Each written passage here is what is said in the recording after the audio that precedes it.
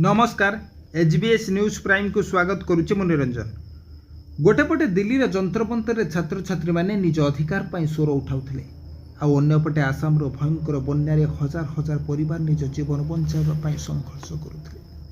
पूरा देश जतेबेले दिल्लीर जंत्रमंतर को चाहि रहिथिला सेतेबेले आसाम किंतु बेसहारा होई पडुथिला। दर्शक बंधु, बन्यार प्रखर स्रोत घर द्वार भसाई नेउथिला।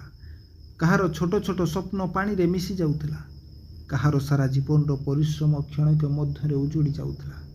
कहार घर भांगी जाउथिला। कहार चाष जमी पानी तले लुचि जाउथिला तो आउ कहार परिवार उद्धारकारी दल को अपेक्षा करी बसिथिले। आसामर विभिन्न जिले में बन्या स्थिति अत्यंत चिंताजनक होई पड़िथिला। अनेक गाँ जलमग्न हो जाइथिला। रास्ता घाट विच्छिन्न हो जाइथिला। अनेक परिवार रिलीफ शिविर रे आश्रय नेबाकू बाध्य होइथिले। केउठी शिशुर कांध, केउठी वृद्धंक असहाय मुह, आउ केउठी मार आखिरे निज संतान को बंचाइबार चिंता देखा मिलता। केउठी जड़े माँ निज संतान को बक्षरे जाबुड़ी धरी सुरक्षित स्थान खोजुथिले तो केउठी बन्यार प्रखर स्रोतरे परिवार सदस्य माने परस्पर ठारू विच्छिन्न हो जाउथिले। कहार आखिरे थिला प्रियजन को हराइबार भय तो आउ कहार मनरे थिला सेमानकु पुणी थरे देखिबार अपेक्षा।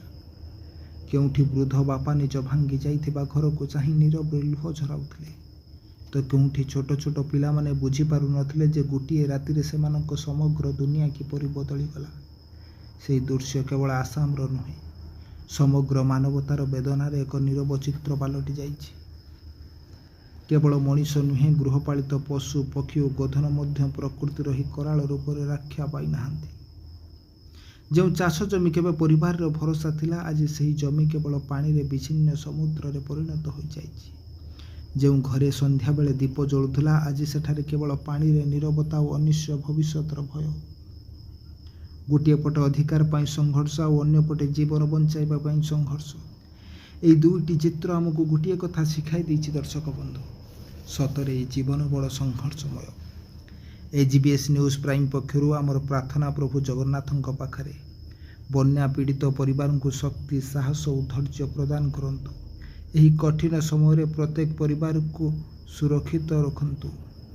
आसाम पुणी हसु एवं प्रत्येक घरे पुणी आशार दीप जलु। मनोरंजन, एचबीएस न्यूज प्राइम। धन्यवाद।